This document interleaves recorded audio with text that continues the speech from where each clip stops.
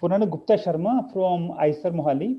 So Dr. Shrikant who will formally introduce him, but I would like to first of all thank sir for accepting our kind invitation, and also I would like to thank him to give us a seminar of a different kind, where I have specially requested him that to not to discuss about science, but to keep seeing his 30 years of experience as at IMTech and now at ISER Mohali.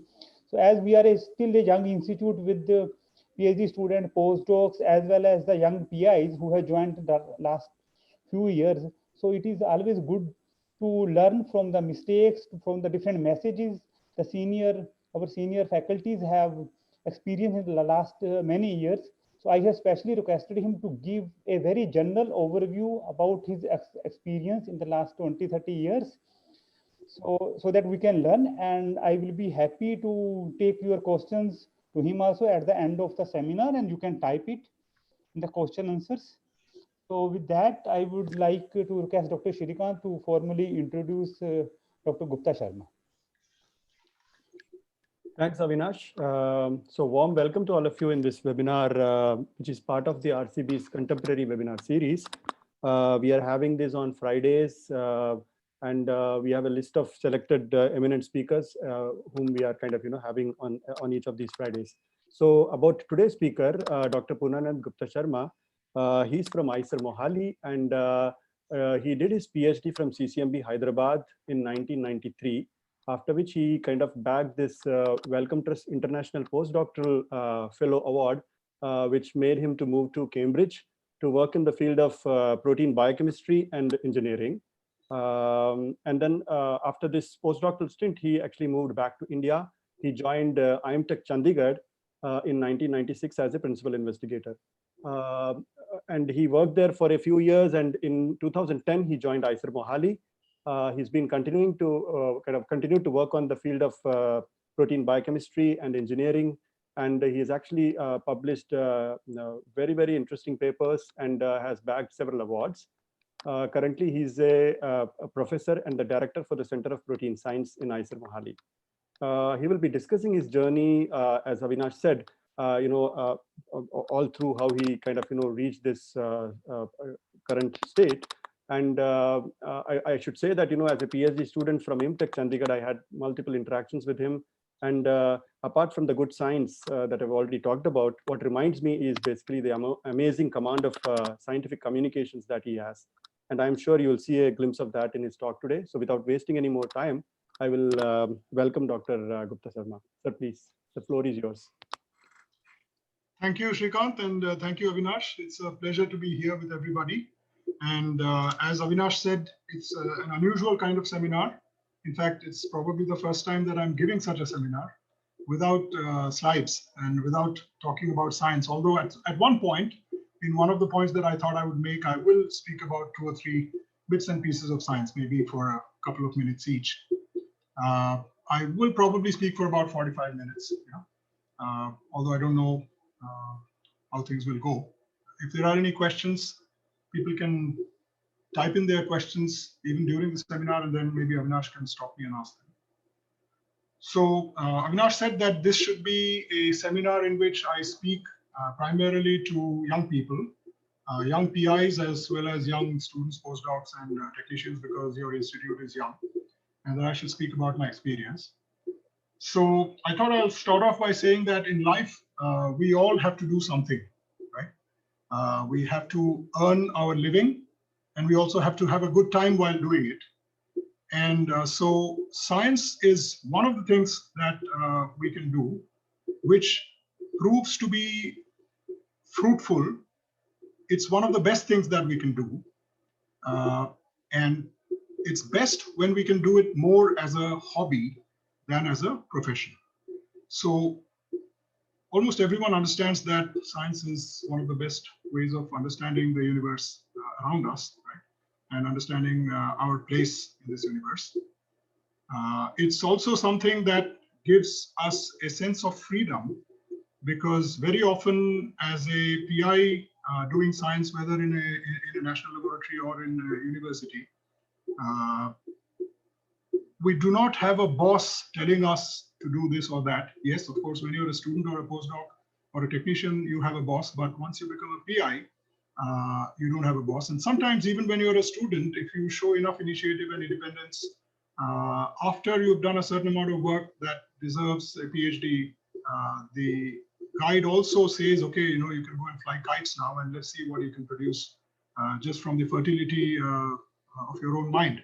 So there is virtually no other area of human endeavor that gives us as much freedom as science does. And so science is certainly a very, very good thing to do. And I think that the biggest reward of science is the satisfaction that we get from understanding things. Now, science must also be accompanied by teaching, because it's only when we teach something to others that we find out what the gaps and lacunae are in our own understanding. And fortunately, because we do science with PhD students, at the very least, we are teaching those PhD students, right? Teaching them methods, teaching them approaches, teaching them concepts. And while doing that in the early years with the first few students, one's own mind kind of clears up and the cobwebs of our understanding also go away. And so science combined with teaching is one of the best ways to spend one's life. And if one is doing science as a hobby, then one gets the best of both worlds, because one gets to do one's hobby and one also gets to be paid for doing one's hobby, right? So the first thing that I wanted to say is to emphasize that we must approach, if we can, science as a hobby. And even if we haven't come to science in that manner, you know, suppose we have ended up stumbling into science by some other mean free path through a few other disciplines, right, or a few other desires and aspirations.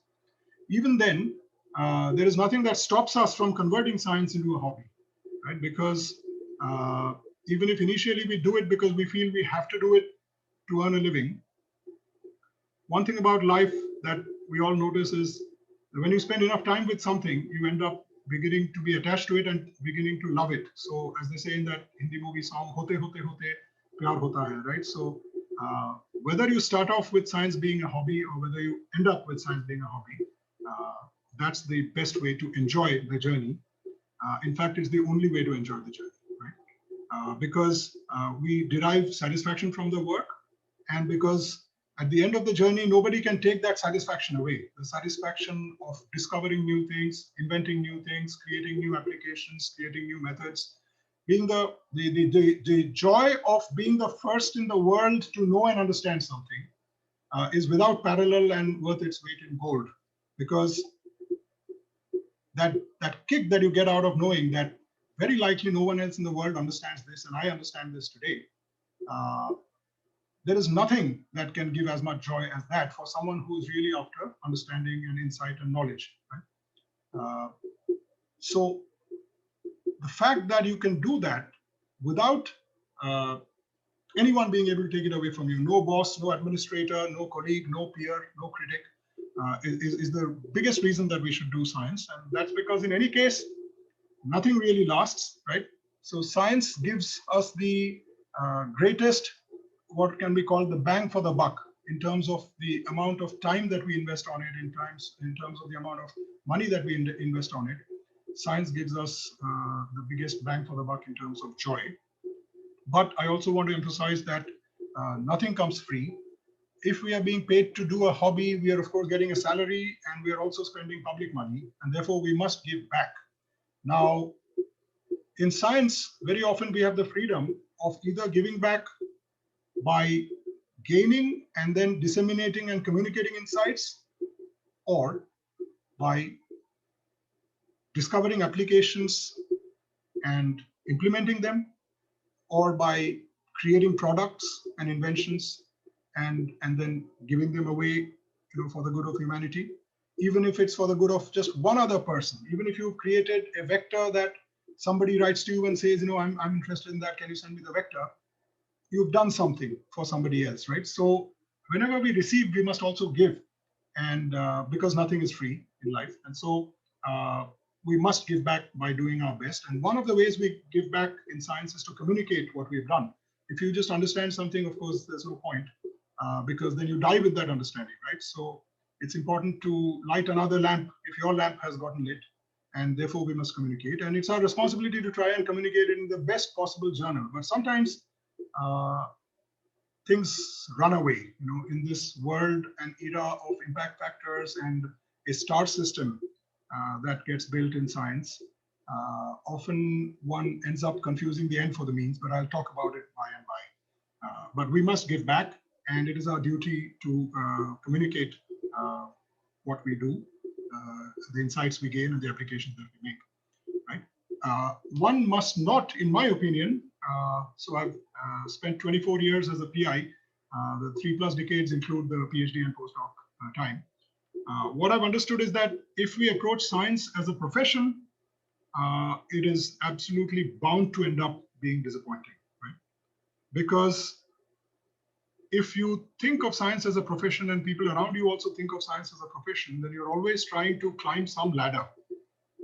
It could be a ladder of embellishing your CV with more papers or with more recognition or whatever, right? Being a top dog in the institution in which you are, or whatever it is, right? Nothing lasts. So if you haven't done something remarkable in the last 3 or 4 years, in any case, people will write you off. Okay, because in science, you're only as good as your last paper, and sometimes only as good as the last 5 years worth of papers that you publish, right? And so you will all go through a sinusoidal kind of career in which people will write you in and then write you off, and then write you in and then write you off, and so on, right? So I've been through several of these, right? I mean, at least 3 or 4 times, both being written off and then being written back in. It's good to go through these peaks and troughs, because you then learn that the peak is as unimportant as the trough, right? What is important is the journey. So we must not approach science as a profession, because that makes it very disappointing. To think of your self-worth in terms of the worth that your peers and evaluators hold about you is also something that can be deeply disappointing, right? So that's because no matter what you've done, no one else except for maybe 5-6 other people in the world who are doing exactly the same thing will understand fully exactly what you've done and the worth of what you've done, right? And we've come to an era in which hardly anyone reads papers at all, right? People only look at which journal it is published in to judge the worth of a piece of work, right? So you've done so much work, and then you go through so much to publish it, right? Fighting with editors, fighting with referees, and so on. And the fact of the matter is only 5-6 people around the world actually read it. Maybe another 100, 200 people read the abstract and just go through it. Unless, of course, it's published in one of the star journals, in which case a lot more people read it. But you understand that very few of the papers that get published in science get published in the star journals, right? So this is how things are. So no matter what you've done, others may not understand it fully, and even if they do, you remain hot only until the next fashion comes along, or until the next performer comes along, or until journals in some other field, become the star journals, and journals in your field drop off, right? As the star impact factor representatives. So fashions in science also cycle, and they cycle like the seasons, and one must follow the seasons to a certain extent, but only to the extent necessary. So I'm going to summarize this important, I believe to be important section, by saying that science must be done primarily for the sake of one's own satisfaction and for absolutely no other reason. Right?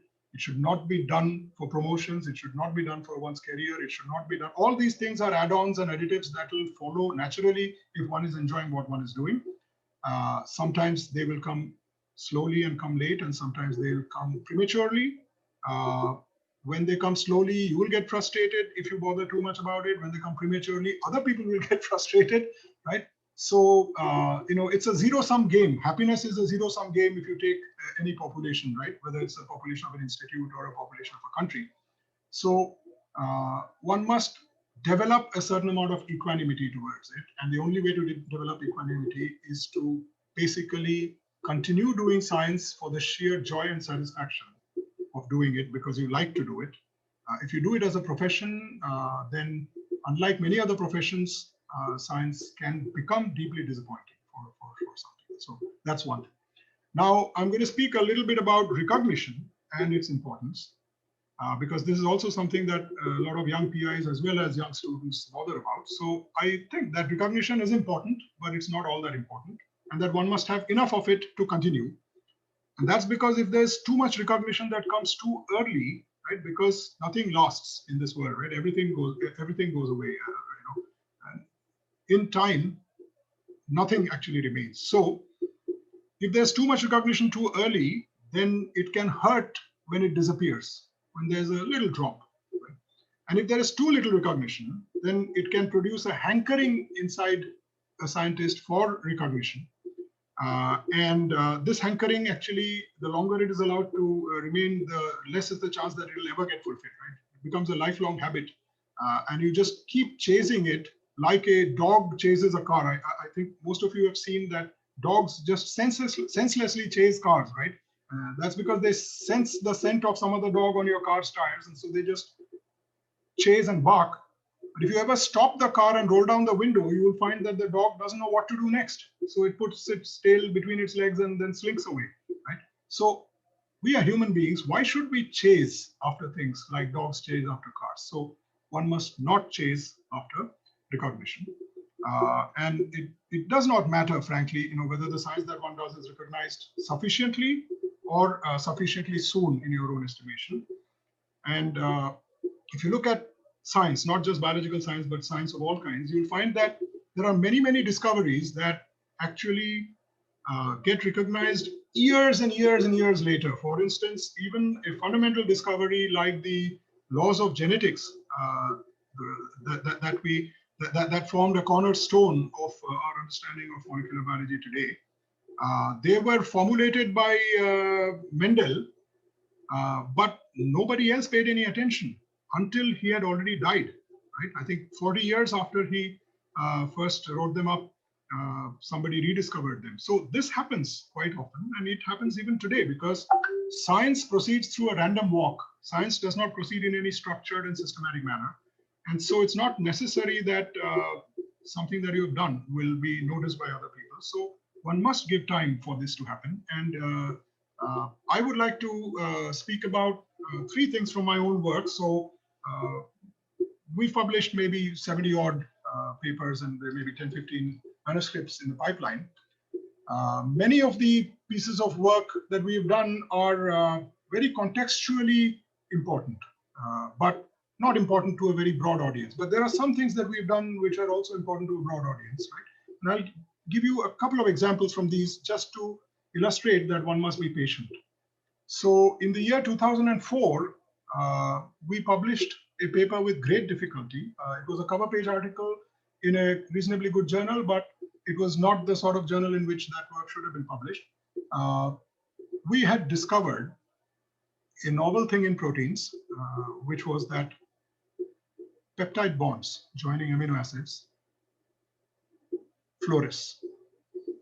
Right? Now, everyone knows that it's just the three aromatic amino acids that fluoresce and the peptide bonds absorb, but that the de-excitation after the electronic excitation is through thermal de-excitation and not through fluorescence. But we discovered a novel fluorescence in a wavelength range near the visible where nobody was looking.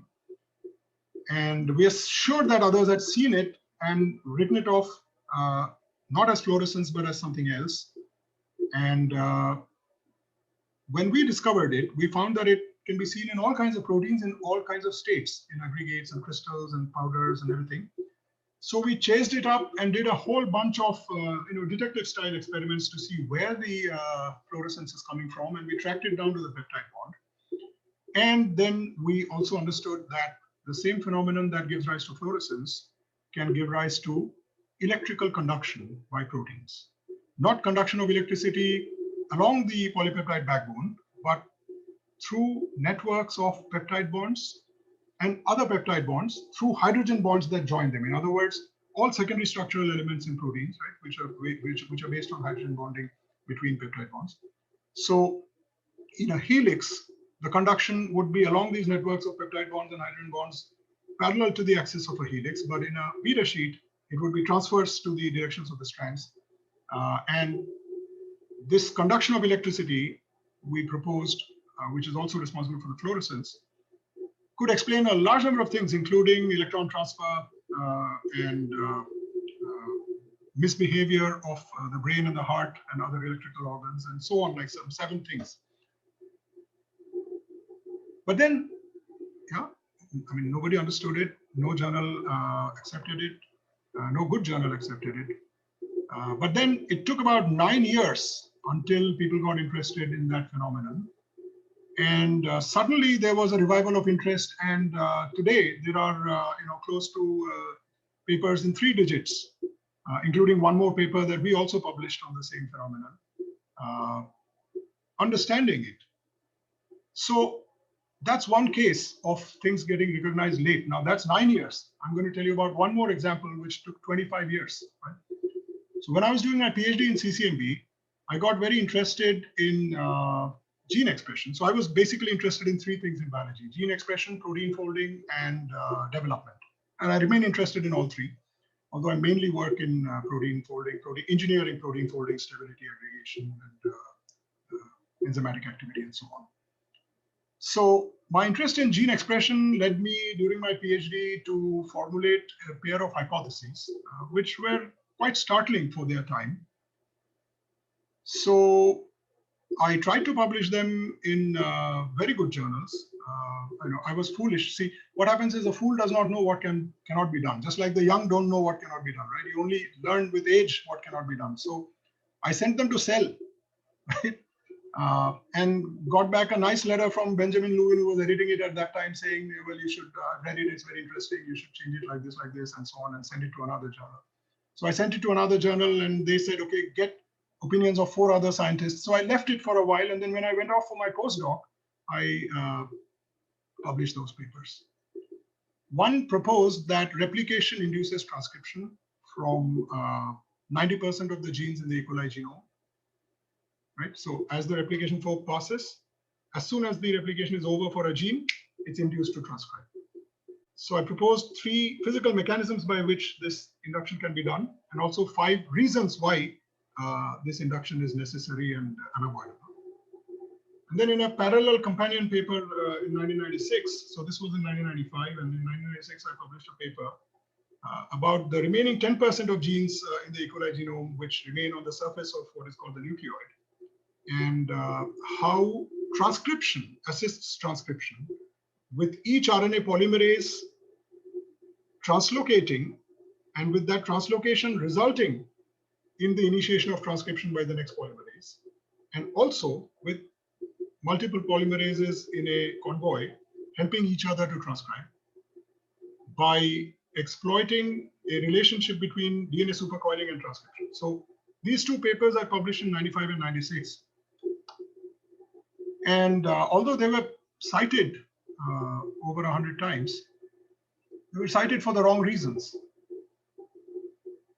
for something that had been said in the first few paragraphs, But in 2019, so 1995 and 96, and in 2019, in the same week of the same month, in September, one paper appeared in Nature Microbiology showing that the lac operon, when it is repressed, is induced to transcribe by replication. And they said that it occurs by the mechanism that I proposed. And another paper appeared in Cell to show that RNA polymerases have to cooperate with other RNA polymerases and travel in convoys, and that transcription has to assist transcription for all transcription, right? Even if it's replication-induced transcription, if there are 2 or 3 polymerases that are going to transcribe, then they must assist each other. And so they also said that this is by the mechanism that I had proposed. So 25 years. So it can take time, and one must wait and one must be patient. There are a couple of other examples, but I will skip it because I think I've made the point. So don't be disappointed if the work that you are publishing now is not recognized. The satisfaction of being the first in the world to understand something is worth its weight in gold. It doesn't matter even if people understand what you've done after you've died. You already got your reward in the form of the satisfaction. That's the important point that I wanted to make to all young people, right? Okay. And another thing that I want to say is don't worry what others say, right? You must have a very strong internal radar, and not just a strong internal radar, but also a strong internal compass, right? So the radar will help you to understand the world around you. The compass will help you to decide the direction in which you want to go. And no matter what you do, so one of my friends and colleagues in both in IMTech and ICER, in fact, he was the PhD guide of Dr. Shrikant, Anand Bachawat. He once told me that his father had told him that no matter what you do and where you go and which population you're a part of, 1/3 of the people will love you, 1/3 will hate you, and 1/3 will be indifferent to you, right? And sometimes when you are successful, and while that success lasts, these numbers will get skewed because human beings tend to have a herd-like mentality. So if everyone is saying something is good or somebody is good, and then everyone joins in and says, ha ha ha, yes, yes, yes. But deep in their hearts, apparently, in any population, for every human being, 1/3 love you for reasons that you cannot fathom, 1/3 dislike you, and 1/3 are indifferent, right?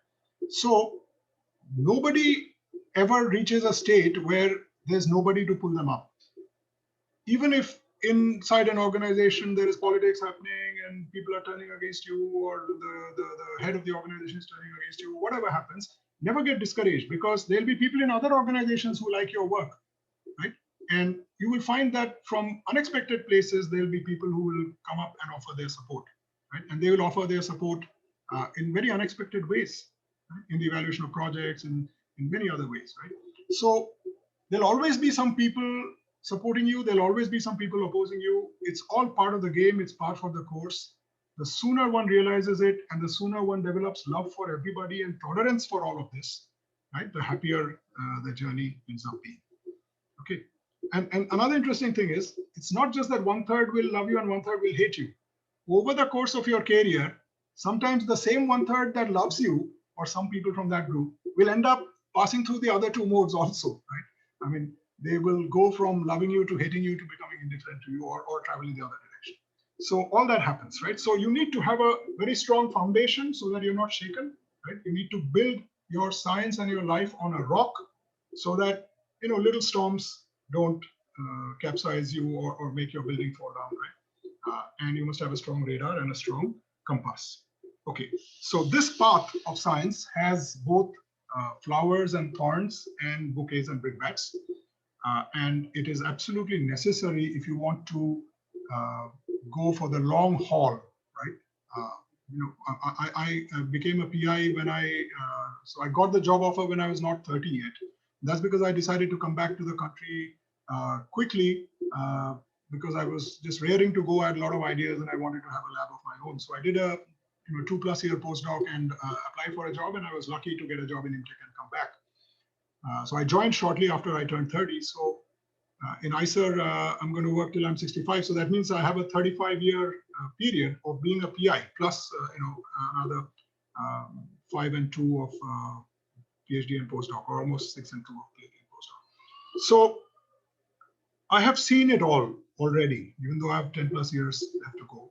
And I can tell you from my experience that this path has both flowers and thorns and bouquets and brickbats. And we must become immune to both and tolerant of both, right? Initially, when one is young, of course, it takes time, right? But the sooner we learn these lessons, the better it is for us, that we must become immune to both. So there will be criticism from colleagues, criticism from peers, and we must not allow that criticism to affect us, except if we can see that that criticism is right. Then it is our duty as a scientist to change our thinking based on that criticism, right? And that's something that we are all trained to do as scientists anyway. But there are times when you know that you're right and people are criticizing you. It could be a piece of science, it could be something else. We must not let either criticism or praise go to our head. Right? And this is something in which I feel in our culture, there are a lot of people who have said this, in not just in Indian culture, but also in Western cultures. All philosophers have said that to become equanimous, one must not allow criticism or praise to go to one's head, because neither will remain. See, if the sun comes out, you can be sure that the clouds will come in and it's going to rain. And if it's raining right now, you can be sure that the clouds will clear away and the sun will come out again, right? So these things cycle and they alternate, and we must develop a perspective that allows us to be in there for the long haul. One important thing in all this is how to deal with the ego, right? And this is a very prickly subject, so I want to talk about it. You see, as a scientist, if you do not believe in yourself and in your ability to find out from nature and how it works, some secrets that no one else has been able to find out, because we are charged with finding original things, right? In fact, only original things are publishable most of the time. Then it's necessary to have a very high degree of self-esteem and self-confidence to find things out, right? But the minute we confuse confidence for pride and confuse esteem for ego, then everything starts to crumble. So we must have confidence, we must have self-esteem, but we must not be egotistic and we must not be proud at any point, right? So we must differentiate between these. That's because ego and pride end up manifesting in a variety of ways that even logic can show you, are wrong for your own growth and stability. You end up insulting other people, humiliating other people, taking offensive positions and so on, right? Wanting always to be the person that everyone listens to, wanting only what you want to always happen rather than what is a collective decision, right? So ego, in any form or shape, whether in science, the ego can also stop you from seeing sometimes that you are wrong and your student is right, or your postdoc is right, or your technician is right, because you think you understand better. You must be confident, but you must always be open to the possibility that you're wrong. And for that, you have to do this very fine balancing act between having a very high degree of self-esteem and a very low degree of ego. Okay, because only when the ego is low can you actually learn and go forward. So this is a very important thing that I thought I should say. I should also say that the progress of all science is a bit like a random walk. Nothing proceeds in any systematic fashion. It all proceeds apparently randomly. And so it's actually a miracle that science progresses at all. I think every now and then somebody looks at everything and reviews it and puts it all in a particular structure. And so we must not denigrate reviews. Of course, there are some people who just band a bunch of things together and publish them as reviews just to increase their publication numbers.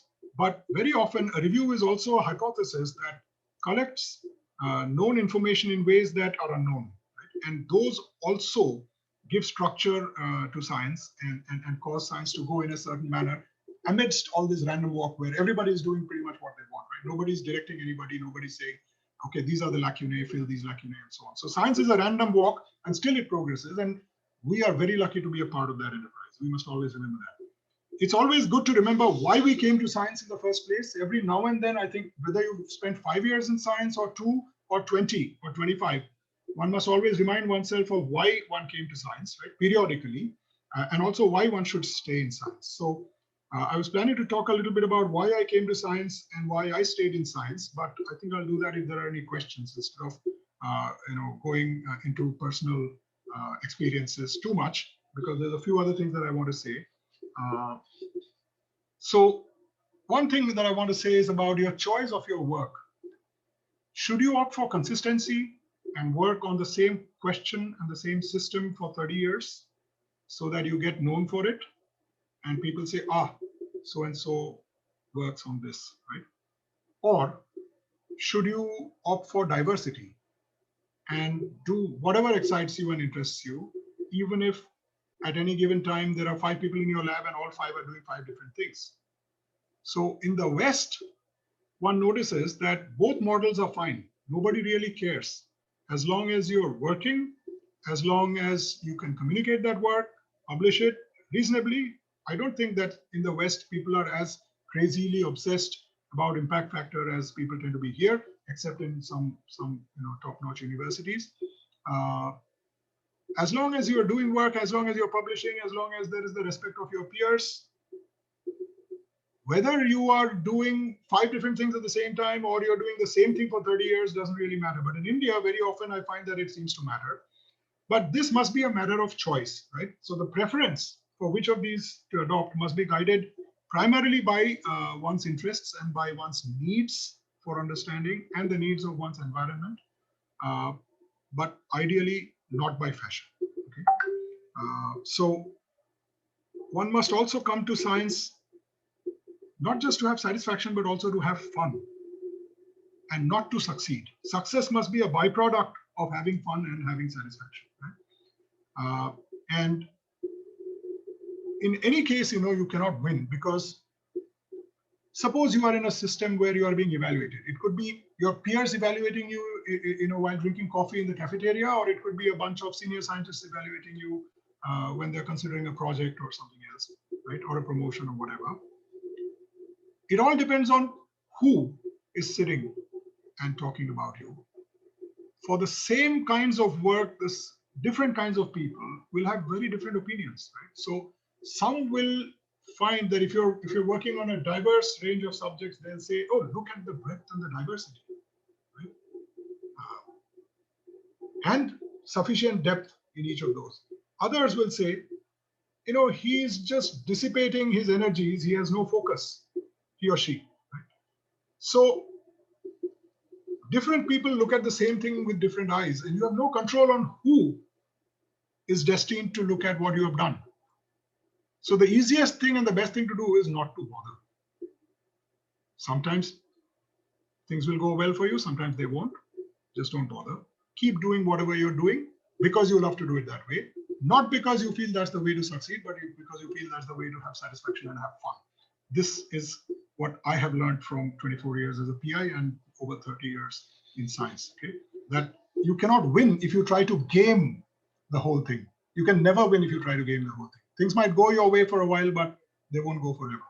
So you have to change and adapt. Okay? Now, a few things about what I dislike about the current practice of biotechnology. I will just mention these as 6 points, and I'm sure all of you will resonate with it, especially students will resonate with it. The first is that biotechnology has gotten overhyped, and it has produced too many trainees and too many aspirants, right? And there are not enough positions, and this is a real problem at this point. I have seen people who are far better than I ever was, failing to get the kind of jobs that I got, and I realized how lucky I was to get the jobs that I did at the time at which I did them, right? And I can see that it was just destiny.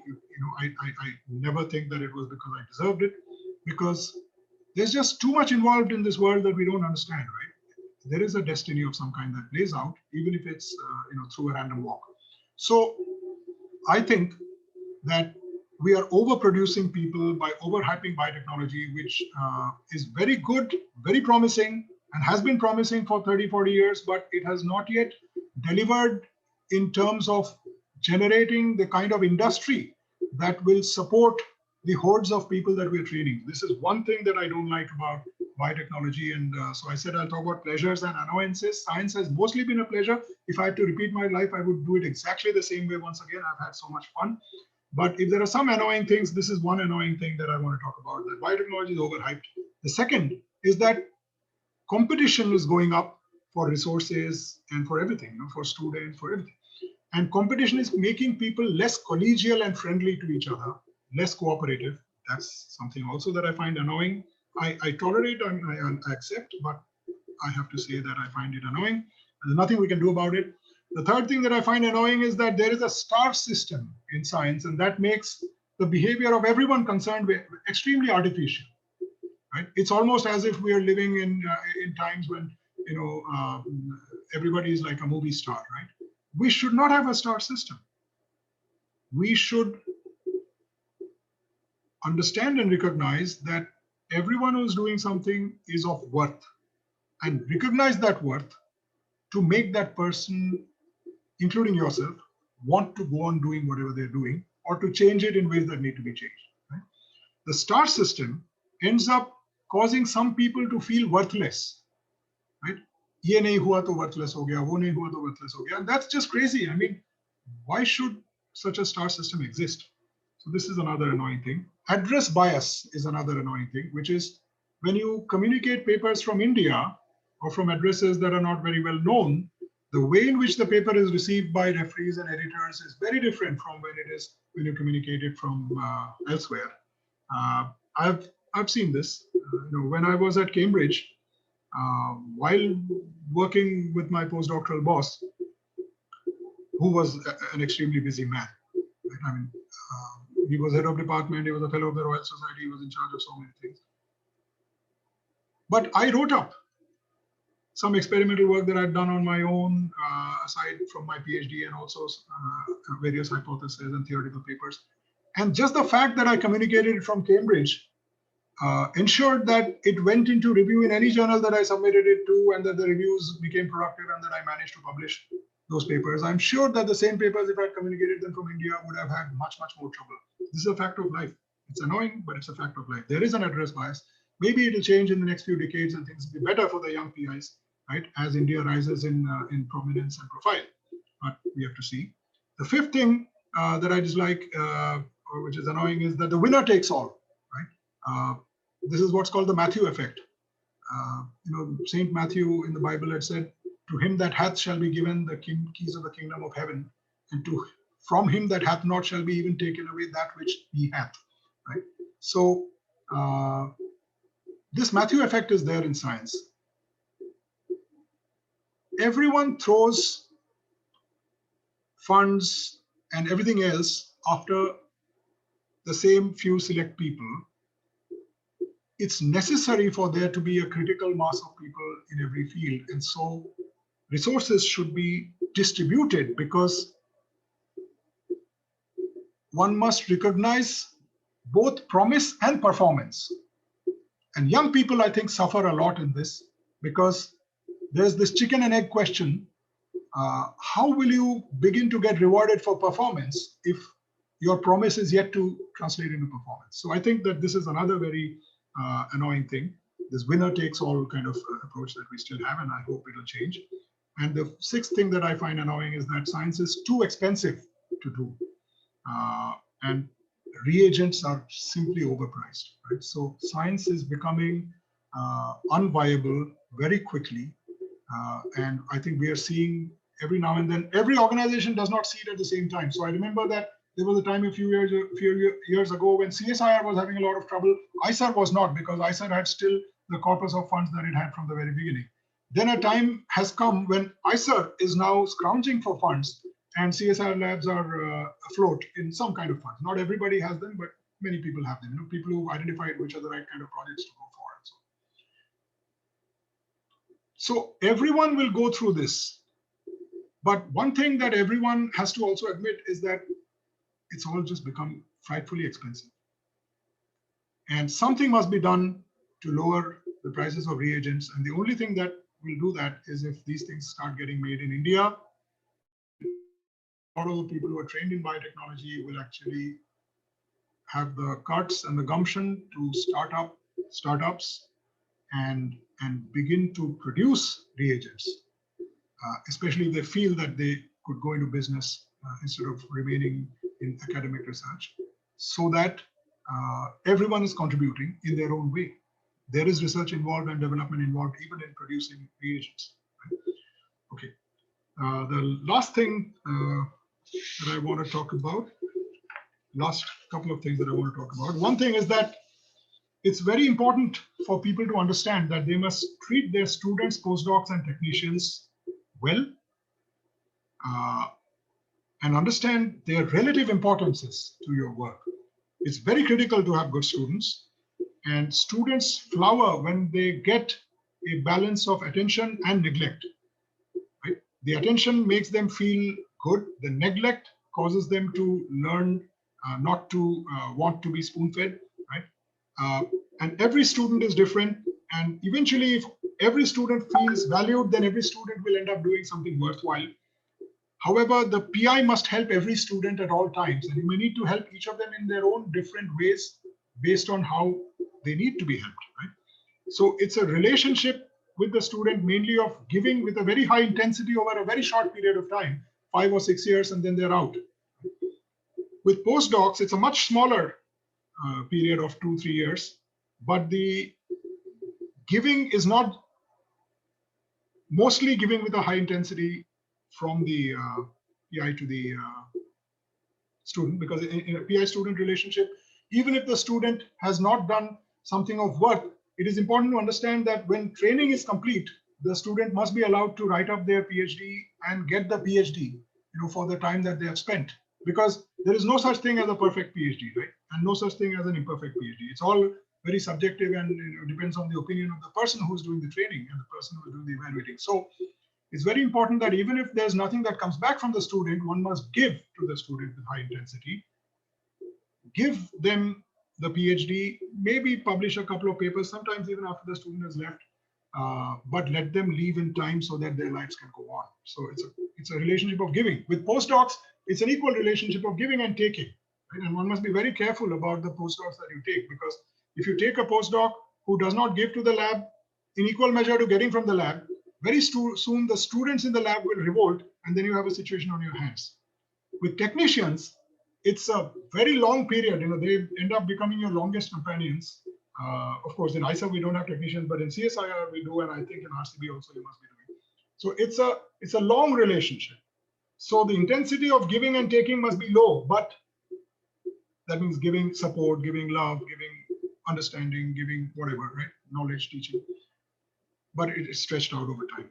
So it's also very important to motivate technicians, because many of them might have come into a technician position but might actually be very good for doing science. If they are, they must be encouraged.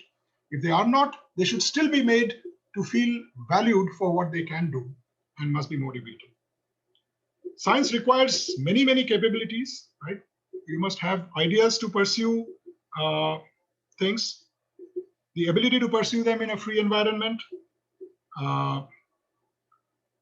the ability to learn to use funds which have been given to you for one thing for doing another, the ability to do what I call the practice of forward trading, which is finish doing some piece of work, don't reveal it all, and then say you're going to do it, then take money and produce that piece of work. It'll seem very successful, and then use that money for doing the next piece of work and so on. So this is called forward trading. So do a lot of the work beforehand before you apply for grants. Take the help of seniors to establish this practice, because the initial priming is necessary. It's necessary to be good at reading and absorbing the work of others, writing well, writing routinely, speaking and communicating well in seminars, teaching and instructing students, learning things and teaching them, because one only learns best when one teaches. Being a master or becoming a master of whatever one is overseeing. Very soon, if your students are doing something that you don't understand, they will end up making a fool of you and vice versa, right? So it's important for the understanding to be comparable. Being organized, being disciplined, being systematic, being regular, but at the same time also being disorganized, indisciplined, unsystematic, and irregular, because the first four things make for stability, and stability is important for continuance. And the next four things make for growth, right? Horizontal progress and vertical progress. So you must actually have both in your life and be balanced. You can't always be only disciplined. You must also be indisciplined, because where will new ideas come from if you're always disciplined? You'll always be playing in the same fields in which everyone has been playing for decades, right? So maintaining a balance between the extremely structured, extremely systematic things that make for stability and the unstructured things that make for growth, one must have balance. One must network with others, seek help, seek collaborations, share resources, share knowledge. Only when you give things away do they come back to you in the fullness of time. And one must learn to work with others. A lot of scientists I find, especially those who confuse self-esteem with ego and confidence with pride, are unable to work with others, simply unable. They just don't like anybody and don't think anyone else is of the same quality as them. And in time, this is going to hurt every PI, right, who is like this. So one must learn to work with others. One must learn to tolerate others. One must give as much as one is getting from others. One must absorb the diversity of the people that you meet within yourself. Very few pieces of science in the modern era can actually be done completely alone. So at the very least, even if one does not learn how to work with one's colleagues, one must learn to work with one's students. There are some people who don't even know how to work with their own students. So they say to the student, Karo, you need to earn your PhD, right? And they are working on the bench by themselves. And they don't really care whether the student is making any effort or not. This is what is called tough love, right? Now, tough love in the modern era is actually quite heartless and no longer productive. Maybe in the 1930s and 40s of the previous century it was, but nowadays it doesn't work. There's just too much to learn, too little time to do it in. So love has to become softer, right? The love that a teacher has for the student in terms of giving. One must understand there are no guarantees of any kind in science. So that is why it's all the more important that the satisfaction and the fun become important. One must not, so I'm going to wind up now. One must not avoid administrative work when one is asked to do it. But at the same time, one must not become a sucker for doing it, because once again, balance is important. You see, heads and administrative heads and directors, they dislike those who are competent but who will not help them in the work of running the organization. But they also equally hate those who are competent and who help them, because then they become very dependent on these people for their help, and they hate the fact that they depend on them. And so even if 99% of the time you're doing what they're asking you to do, that 1% of the time when you say, I'm sorry, I can't do this, then they feel the need to teach you, because they hate it that they are dependent upon you. They feel the need to teach you. अपने आप को ज़्यादा समझता है, you think you're indispensable, खैर मैं दिखाता हूँ. And then the blowback and the reaction for that 1% of the time when you don't obey them or listen to them is so much that it makes you feel as if it has whitewashed, the 99% of the time that you're doing. So once again, without expectations, you see, expectation is the root cause of all misery. So expectations must be lowered. One must help administrators to administer, simply because one also grows by learning to administer and dealing with people, and not because one expects any rewards or freebies or anything. And one must retain the ability to speak truth to power, regardless of the outcome, freely, fearlessly. Right?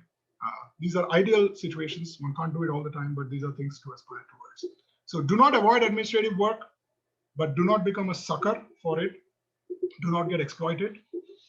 And truth is very important in science, because without truth, there is no science. Because after all, science is a search for the truth of one kind or another, right? So there must be truth in all aspects of your life. You cannot be untruthful about one aspect of your life and truthful about science, because sooner or later that lack of truth will creep in, whether it's in your relationship with others or whether it's in the things that you do. So truth is important. Unfortunately, to run an organization, authority is also important. And so there'll always be people who are trying to wield authority over you, pull rank over you, and they have to do it because they're running a ship. Unfortunately, truth and authority do not blend, and only extremely mature individuals know how to blend truth and authority. Otherwise, truth is the enemy of authority, isn't it?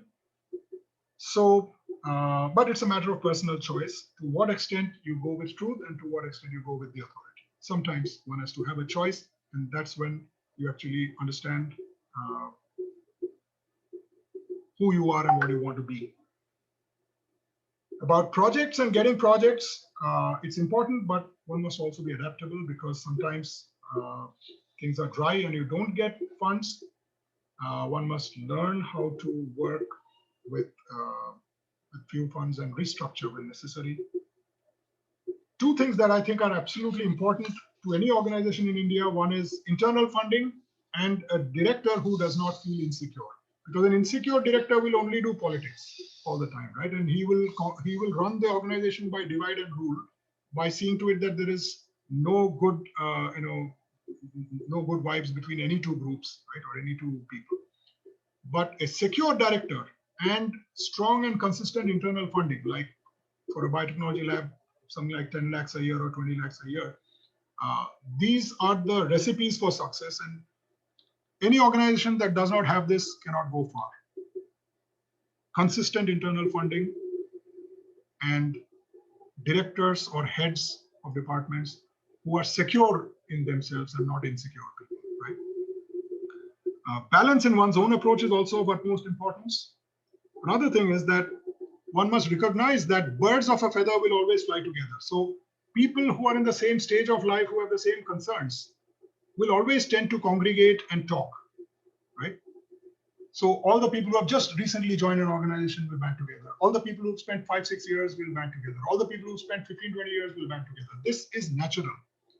But while this is also important so that they can share their griefs and sorrows and also joys with people who will understand because they're in the same situation in life, it is important that people don't restrict all their interactions only to their own, birds of a feather flocking together, because birds of different feathers also need to flock together, because a very critical thing in science, which one sees in the West and one does not see in India, is the relationship between a mentor and a mentee. It is critically important for a young person to be advised by an older person who likes that young person and likes their work and is interested in and invested in seeing that that person succeeds for largely selfless reasons, right? That is from the side of the mentor. From the side of the mentee must talk to older people to avoid pitfalls that can be avoided. And also sometimes because the older person can point them in directions which will prove to be fruitful. So it's foolish not to interact with people who are in the same situation as you. It's also foolish to only interact with the people in the same situation as you. So in India, there is a disbalance. There is much more of this congregation of people who are in the same stage of life and very little interaction with other groups. In fact, there is often hostility, right? Young people in an organization will say, yeah, these older people are controlling everything and so on. The older people are not controlling everything. Maybe they were the first kids on the block, and so they are just interested in seeing that the young people share with them. But the young people are not interested in sharing because they come from a different setup and a different competitive environment sometimes, right? So it's very important that there should be cross communication at all times and this understanding of the mentor-mentee relationship. In fact, this is one of the great things that I think, one of the good things about this talk is the very first talk of this kind that I'm giving, but I think this talk is also in the same spirit. An older person, talking to younger people about how science has been. So the mentor-mentee relationship is very important. And I'll end with one line. This song, Zindagi Pyar Ka Geet Hai, and so on, dot, dot, dot, dot, dot, and then it ends, Zindagi Gam Ka Sagar Bhi Hai, Has Ke Us Paar Jana Padega. So whether the journey is enjoyable all the time or it's not enjoyable all the time, there will be both joy and there will be sorrow, right? So one has to understand that, samjhauta gamo se kar lo jab gam mil rahe hain, right? But we are all extremely fortunate in being able to do what we like and get paid for it and have fun at the same time. Very few professions in this world offer this. So that is the thing that one must hold on to. And that is what actually allows a scientist to go through 30, 35 years, retaining most of the initial enthusiasm, most of the initial positivity, most of the initial motivation. Thank you. Happy to take questions if there are any. Yeah, thank you so much, sir. I think I don't have any words to say how this seminar went. We have nearly 90 attendees, and not only from RCB, not from RCB, all NCR institutes. And I think I was getting so many messages about each of your suggestions. This is too good, this is too good, this is too good, this is too good. So it's full of, my phone is full of messages. I'm so happy to hear that. I think it was an awesome talk. If I say in terms of cricket, I think you hit on every ball is 6. And other than it was like a 20-20 match. You're being too kind, Avinash. I'm so happy to have you, and we have a lot of questions also, but I will be, because you have covered most of the things. I think I'm sure you have worked a lot in last few weeks to give this talk covering a range of topics addressing the students' concerns, young PIs concerns, old PIs, even how to build an institute, right? But few of the questions which I found important is that first, which every young PI faces, is about his first publication. Yes. Right. So when you come with big dreams that I want to, again, because in the postdoc in USA, as you suggested, right, you can publish easily in big journals. But when you come back to India, the ground realities are different. But still, your dreams are still that I want to publish like the postdoc, but that don't happen, right? So what, as a young PI, what should be the approach? Should we always target for a big paper, first big paper, or or should we go for a small paper, or what should be the journey? Thank you, Avinash. That's a fantastic question. And fortunately, I have two things that I want to say in response to that. The first is, and both are from my own observations. The first is that I once asked this question to somebody who had also actually offered me a job. So a year and a half after I joined IMTech, MBU had an opening, and so Professor Balram and Professor Surulia asked me to join them, right, as an assistant professor. At that point, I decided not to, after holding on for about 3 or 4 months. And then, as a result, what happened was very quickly these people became like mentors to me because I kept the channels open. And then I found that I was having trouble publishing work from IMTech, right? Referees and editors had not heard of the Institute of Microbial Technology, at least in the area in which I work. So I asked Professor Balram, and he was very kind to give me a piece of advice that I've followed for the rest of my life. He said, see, people who work in your area don't actually care where you publish. It is much more important for the piece of work to appear and for you to be seen and for you to be visible.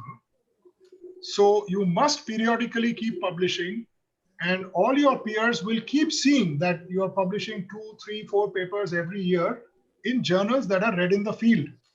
This whole star system is extremely artificial, and it'll go for a few years. There'll always be a star system, perhaps, but as competition ramps up.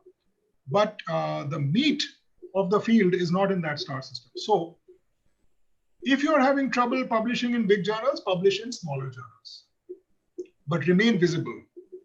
So I have never suffered for listening to that piece of advice. I really thank Professor Balram for saying this. And in subsequent years, I've seen that he always kind of keeps track of what I'm publishing, where I'm publishing, and so on. In fact, even when I moved from IMTech to ICER, he was one of my referees for this move. Right? So this is something that I feel. The other thing that I feel, and I've seen it in 2 or 3 people around me and in other institutions, is that this need to publish in a very big journal. See, I know of one person in TIFR from long ago, he's retired, so I can speak about it, who had published a paper in Nature from PhD and 2 papers in Cell and 1 in Nature from the postdoc, and then came back to India. So can you imagine the kind of expectations that people had from him and that he had from himself, right?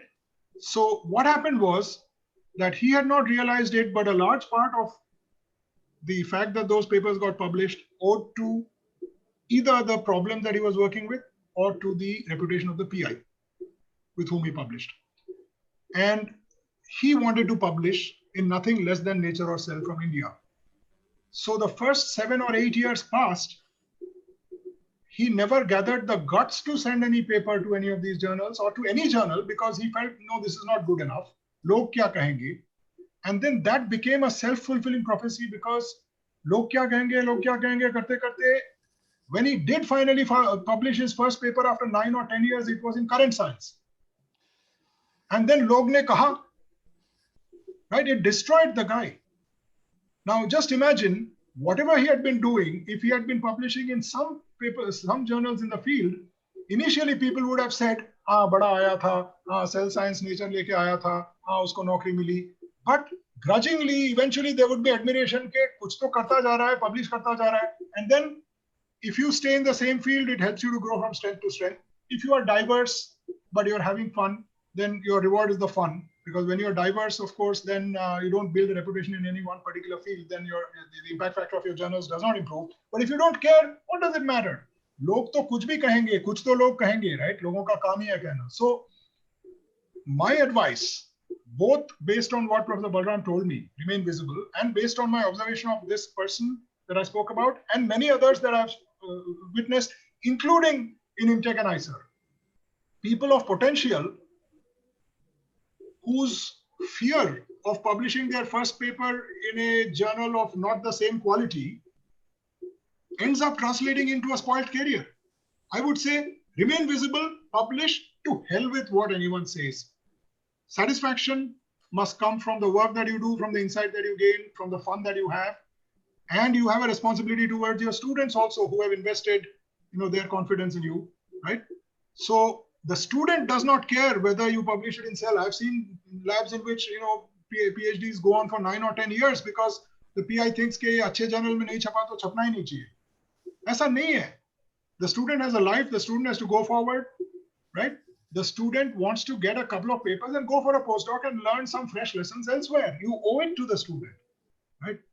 And in the end, if what you are doing is of worth, it will be recognized. Even if it's recognized after you're dead, what does it matter, right? So I think that there's a straightforward answer. So don't wait, publish. Be visible, publish. Be visible, publish. So in continuation this question, see, now there is a trend of publishing in collaborators. For example, you are publishing with your own postdoc supervisor in USA, and right, and other person who is publishing himself starting from the scratch, right? But when it goes for grants or publications, right, people start again comparing, like kuch to log kahenge. So which way a PI should go? Should he start his own independent, or should he continue like this? So I would say it's a matter of preference, and not everyone can continue to work with their postdoc PIs. In some cases, the postdoc PI considers himself a competitor, right? And in some cases, you yourself change your subject and you start afresh. But if you are continuing something along those lines and also starting something new, then I think you must balance it. Logo ko jaane do bhaad mein, right? Because there are different requirements. One is your own satisfaction. The other is that there must be some papers every year, or at least after you joined, for the first 3-4 years, nobody asks uske baad. So if you have a few papers with your PI, let people say, "Ha, ye to PI ke saath tha. Theek hai tha. Tere ko kya?" Right? And at the same time, the work that you have started on your own, that will also come out. So in time, doodh ka doodh, pani ka pani ho jayega. You see, over 5 or 6 or 7 or 10 years. So if one can, one should use both approaches. One should, because you see, there is no need to leave a piece of science just because you've come away. If your postdoctoral mentor is good and is interested in continuing that work, by all means, after coming back here, one should use it, and one should continue it, and one should publish. Let anyone say anything. But one should not do only that. One should also set up one's own project, not merely to build one's own identity, but also because science requires self-esteem.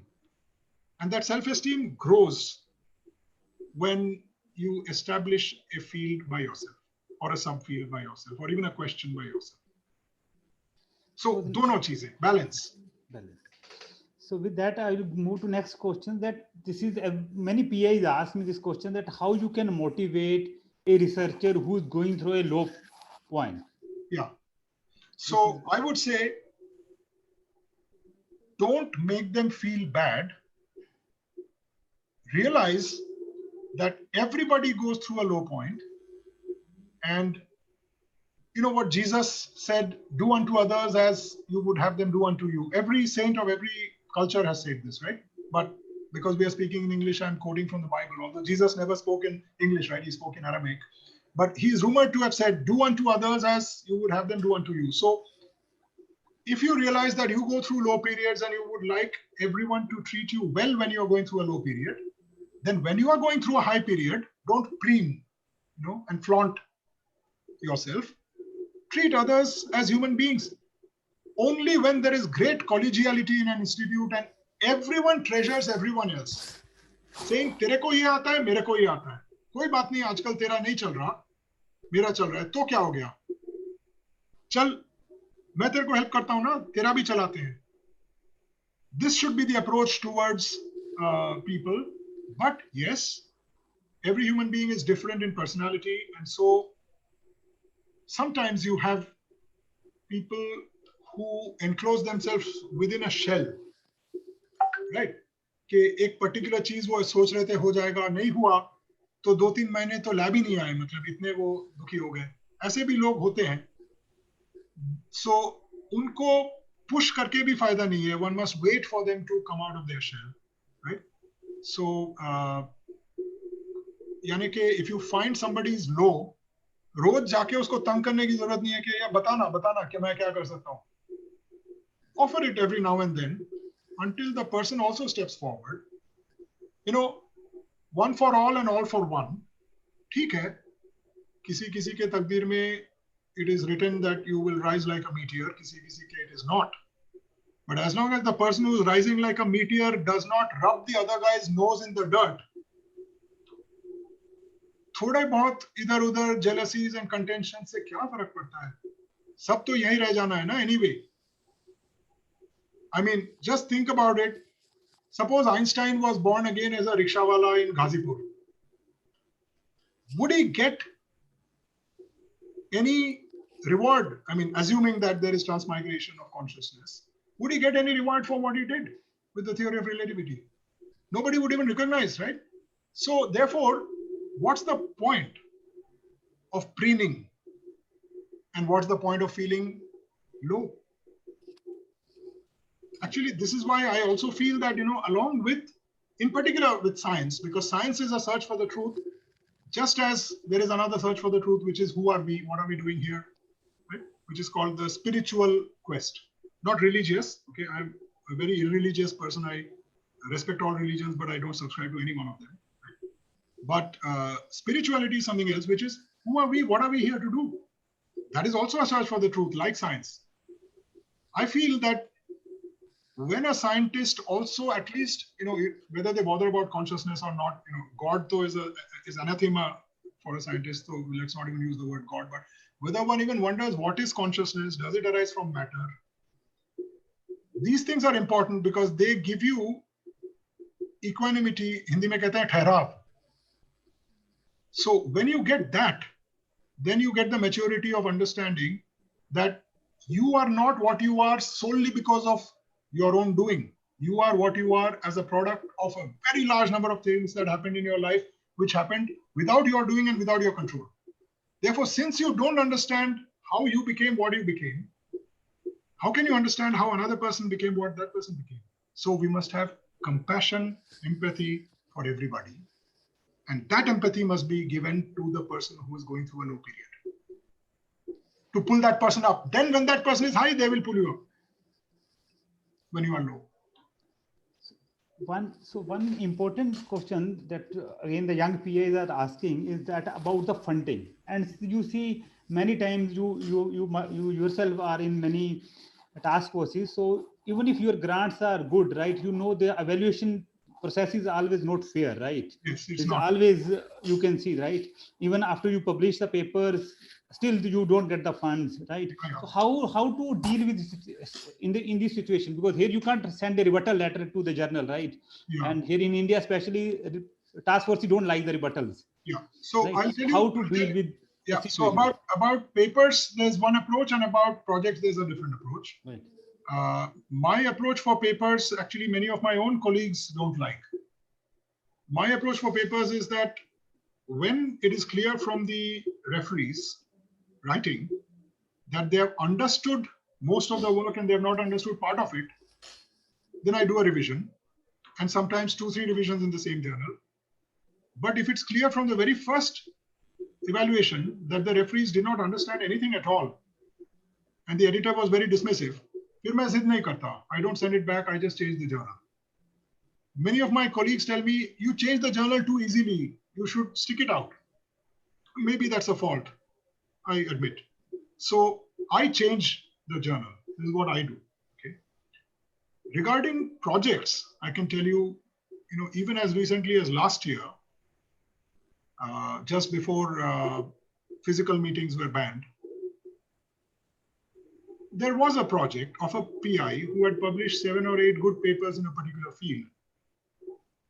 And there were 4 or 5 people in the task force who thought well of that work, including myself, and we all supported it. But none of us were working with that system.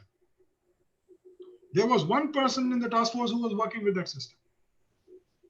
And he, despite himself, otherwise a very nice person, liked by everybody, was in a competitive mode and also in a somewhat biased mode, because in his opinion, this work clashed with something that he himself believed.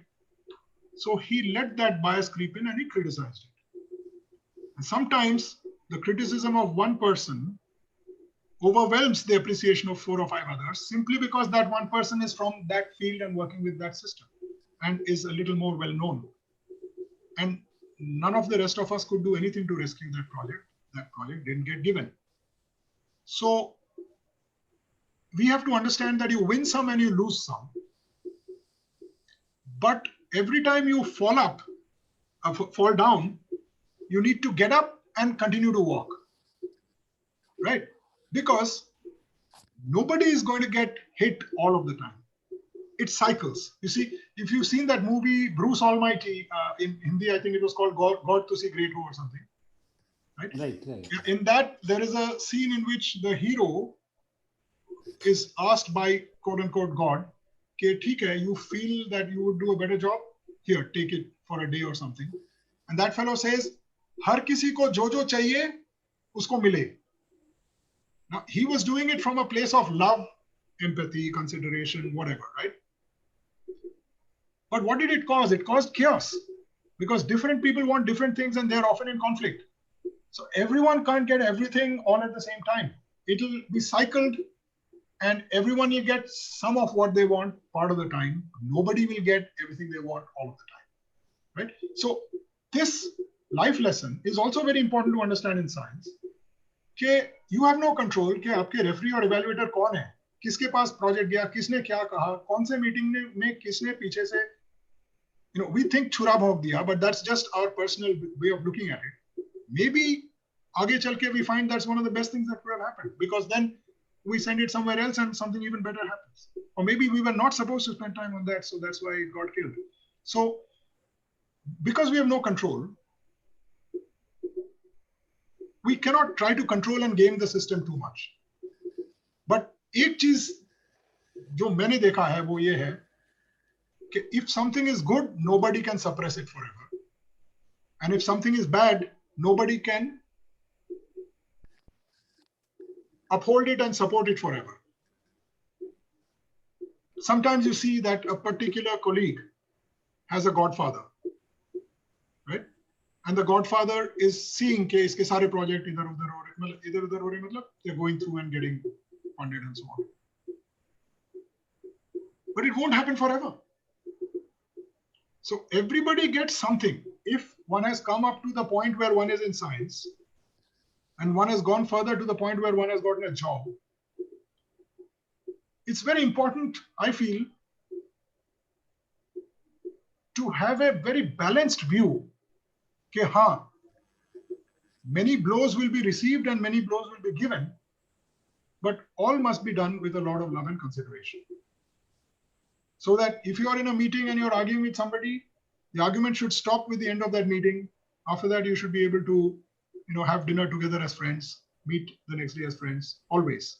I mean, we owe it to ourselves as scientists. If scientists don't show such behavior in leading the world, in terms of such behavior, then who will? Because we are, quote unquote, supposedly the people searching for the truth. Okay, maybe material truth or whatever kind of truth, but we are the people searching for the truth. So we have to lead. I want to say one more thing. Recently, this is an experience I've gained in the last 2-3 years. Some of my students actually started a startup. The thing I want to say about that is that they discovered that a lot of Indian companies are manufacturing Indian equipment of a very high standard and quality. Yeah. So, and you'll be amazed to hear this, a basic lab, okay, including a thermal cycler, gradient thermal cycler, but of some, Far Eastern make, and refrigerated laboratory centrifuge, shaker incubator, -20, -80, fridge, microcentrifuges, pipettes, pH meter, water bath, DNA gel electrophoresis apparatus, protein gel electrophoresis apparatus, power pack, and a few other things I'm forgetting, like, yeah, some water purification system, Jugadu, right? With mixed bed resin, and a monitor for looking at the resistivity of the water coming out, and an autoclave, and a few other things, right? Do you know kitne mein milta hai if you buy Indian? 14.5 lakh. यही चीज एपेंडॉफ शिपेंडॉफ से खरीदोगे या new England बायोलैब से खरीदोगे तो 2.25 crore. Of course, after bargaining, you can set up furniture for 1.5 lakhs. You can set up skeleton, media and salts and solvents and acids and so on for about 3 lakhs. So 14.5 plus 3 is 17.5 plus 1.5, 19 lakhs may. If you are given just 4 bare walls, you can set up a lab and start going. That means that even if you join, let's say, Gulbarga University and apply to DBT, and you ask for, let's say, 40 lakhs, DBT nahi dega. Of course dega, because wahan jo baithe hue wo jallad nahi hai na. They can also recognize that, okay, this person has the promise and is not asking for like 2 crores, is asking for 40 lakhs, right? So I have decided for my own lab, because now I've seen these guys, these students of mine who set up this startup, I've seen that the equipment they bought is fantastic. I would actually replace my 4 lakh thermal cycler with that 90,000 rupee thermal cycler that they bought, right? I would replace my 60,000 microcentrifuge with the 20,000 microcentrifuge they bought from Remy.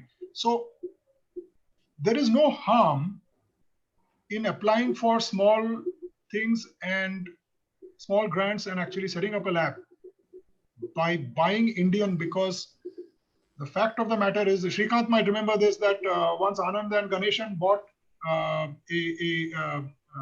environmental shaker incubator and they didn't have a good experience with it, right? But that was old days. The same company now, I think it was Remy, if it was Remy, is making fantastic shaker incubators that are very reliable. And see, at the end of the day, agar 1.5 saal bhi chala, you can write it off and throw it away and buy it again, instead of spending like 9 lakhs for something from Eppendorf, Innova, isn't it? So paise agar nahi mil rahe hai, this is actually continuation of the answer, continuation of the answer to your question. Paise nahi mil rahe hai, to ask for less. Jarur milenge. But you have to also compromise. A lot of people are not willing to compromise. They are thinking कि जो systems के साथ उन्होंने विदेश में काम किया या अपने PhD institute में काम किया, वही चाहिए दोबारा. But all you have to do is compromise a little. And if you compromise a little, there is always a way forward. But that compromise is important. Okay.